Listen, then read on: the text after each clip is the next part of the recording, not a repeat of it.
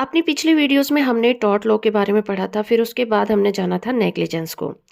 और इस वीडियो में हम जानेंगे फॉल्स इम्प्रिजनमेंट यानी कि मिथ्या कारावास, यानी कि किसी व्यक्ति को बिना वजह कहीं पर कैद कर लेना।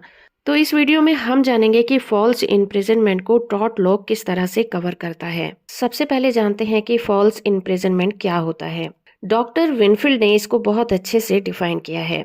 उन्होंने इसे डिफाइन करते हुए कहा कि मिथ्या कारावास, जिसे हम फॉल्स इम्प्रिजनमेंट कहते हैं, किसी भी व्यक्ति की बॉडी को ऐसी जगह कैद कर लेना है जहां से वो अपनी फ्रीडम को यूज नहीं कर सकता। किसी व्यक्ति को बिना किसी कानूनी रीजन के गिरफ्तार कर लेना, कहीं पर बंद कर देना ही फॉल्स इम्प्रिजनमेंट कहलाता है। इसी तरह से बर्ड वर्सेस जॉन के केस में जस्टिस पैटरसन ने इसको और भी अच्छे से डिफाइन किया है।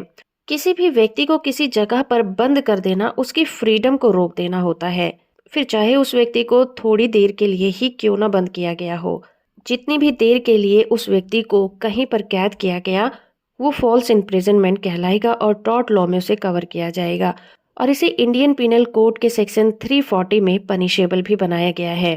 तो इस तरह से अगर किसी भी व्यक्ति को किसी भी रूप में कहीं पर कैद कर लिया जाता है, चाहे वो साधारण सी जेल हो, चाहे वो कहीं कमरा हो, कोई होटल का रूम हो, कोई जंगल हो, कोई रास्ता हो, चाहे वो कोई भी जगह हो, अगर किसी व्यक्ति को फोर्सफुली कहीं पर रोक लिया जाता है और उसके फंडामेंटल राइट्स का उल्लंघन किया जाता है, तो इसी को फॉल्स इम्प्रिजनमेंट कहा जाएगा और इसके लिए सजा भी दी जाएगी।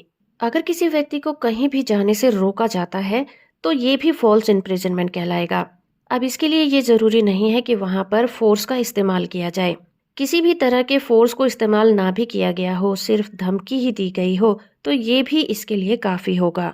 तो आप समझते हैं फॉल्स इम्प्रिजनमेंट में टॉर्ट का क्या रोल होता है।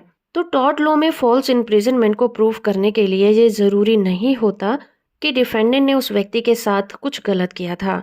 अगर कोई व्यक्ति अगर डिफेंडेंट प्लेंटिफ के खिलाफ कोई झूठी रिपोर्ट लिखवा देता है, जिसके बाद पुलिस प्लेंटिफ को गिरफ्तार कर लेती है और उसे जेल में डाल देती है, तो यहाँ पर प्लेंटिफ को टॉर्ट लॉ का फायदा मिलेगा, क्योंकि डिफेंडेंट ने उस पर झूठी शिकायत दर्ज की, जिसकी वजह से उसकी स्वतंत्रता का उल्लंघन हुआ, भले ही उसे पुलिस ने गिरफ्तार किया था।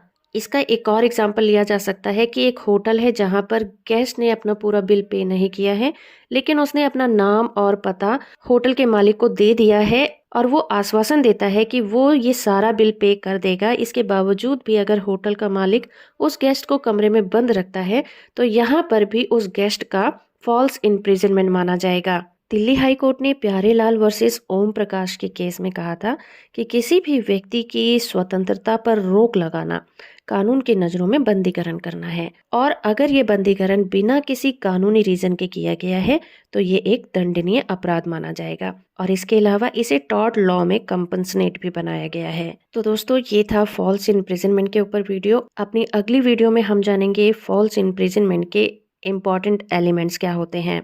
होप कि ये वीडियो आपको इन्फॉर्मेटिव लगा होगा। वीडियो को लाइक और चैनल को सब्सक्राइब करना बिल्कुल मत भूलिएगा।